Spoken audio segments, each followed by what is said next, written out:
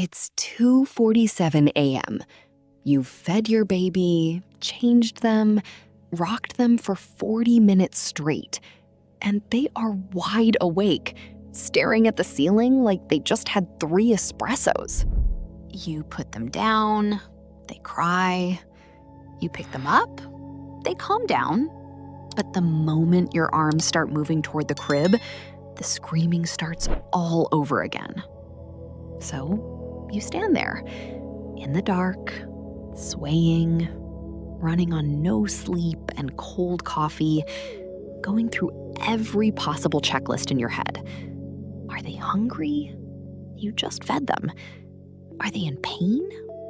They don't seem to be. Are they too hot? Too cold? Is it the room? The noise? The light? And underneath all of those questions is the one that hurts the most. What am I doing wrong? Here's the answer. Nothing. You are doing nothing wrong. Your baby isn't being difficult. Your baby isn't manipulating you. Your baby isn't winning some battle of wills that you need to take control of.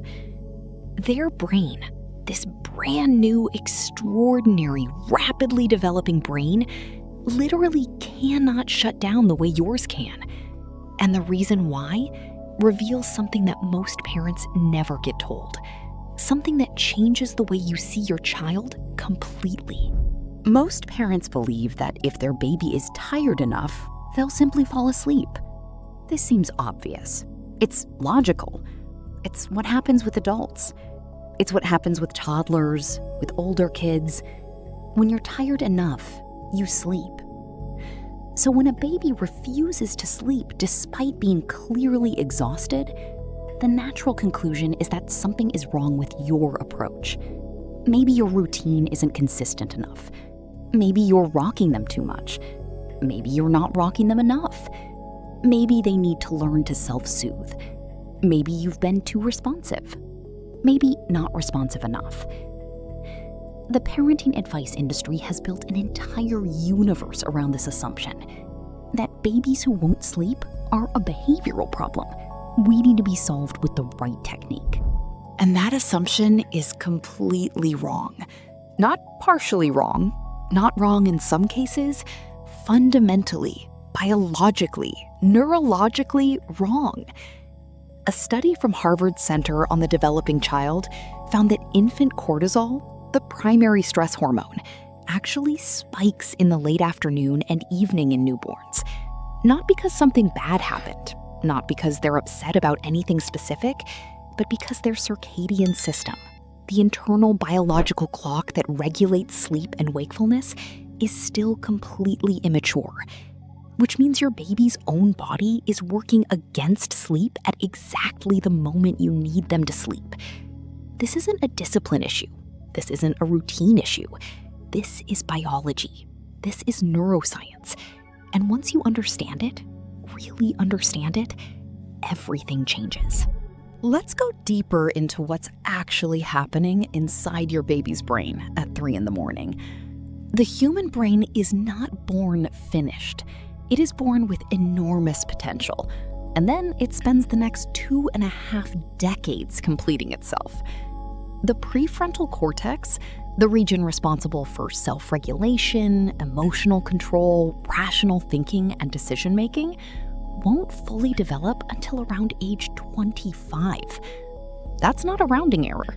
That's just how long it takes. But here's the critical part.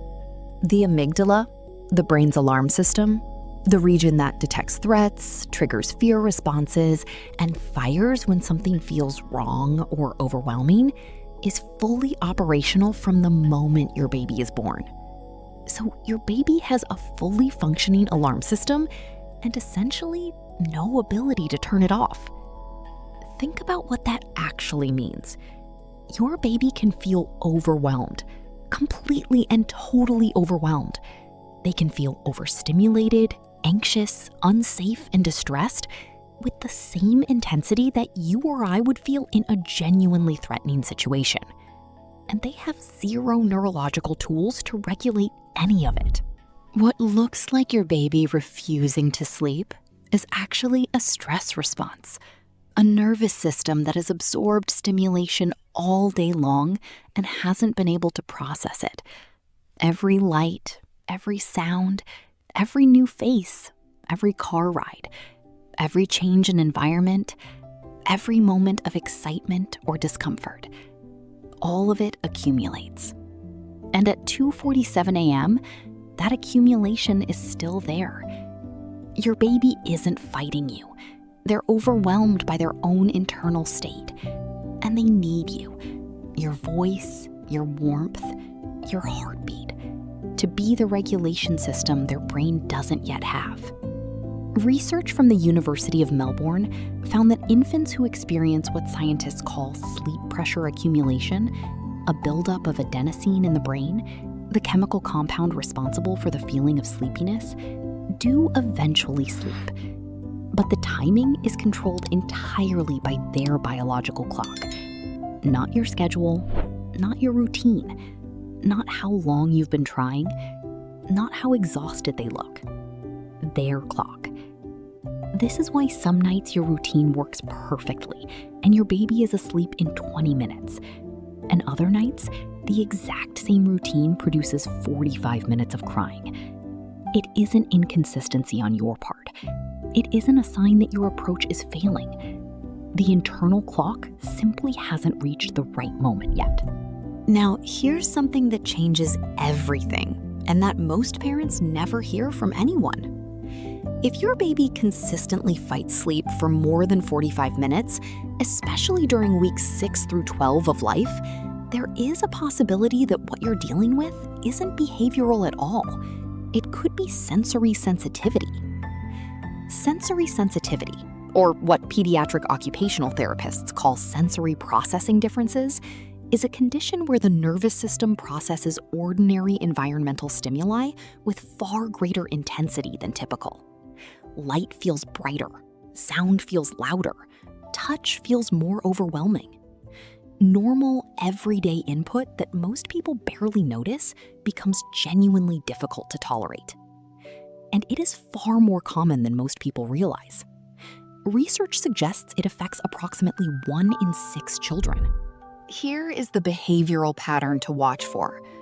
A baby with sensory overload will arch their back when you hold them, as if trying to create distance from your body. They will turn their head away from your face, even when you're speaking softly and lovingly. And this is the part that confuses and heartbreaks so many parents. They will cry more, not less, when you try to comfort them with physical touch. That response feels like rejection. In the middle of the night, when you're exhausted and desperate to help, and your baby cries harder every time you try to hold them, it can feel like failure, like something is broken between you. Nothing is broken. Your baby is not rejecting you. They are communicating the only way they are capable of communicating. They are telling you that their nervous system is at absolute capacity, and that more input, even loving input, even your touch, is more than they can process right now. If you notice this pattern consistently across multiple weeks, it's worth raising with your pediatrician. Not as a reason to panic, but because identifying a child's sensory profile early gives you tools. It gives you understanding. And understanding in those 3 a.m. moments is everything. So the next time your baby is staring at the ceiling at 2:47 in the morning, remember what's actually happening. There is no battle of wills. There is no manipulation. There is no bad habit forming that you need to correct before it's too late. There is only a brand new human being with a brain more complex than anything else in the known universe, doing exactly what that brain was designed to do at this stage of development. They cannot regulate, they cannot self-soothe, they cannot decide to calm down. They cannot choose sleep the way you can, but they can feel you there. They can hear your voice. They can feel your warmth. They can sense the rhythm of your breathing. And for a nervous system that has no idea yet how to find calm on its own, That is not a small thing. That is everything. You showing up at 2:47 a.m., exhausted, swaying in the dark, still trying, still there. You are not failing. You are being exactly what your baby's developing brain needs most.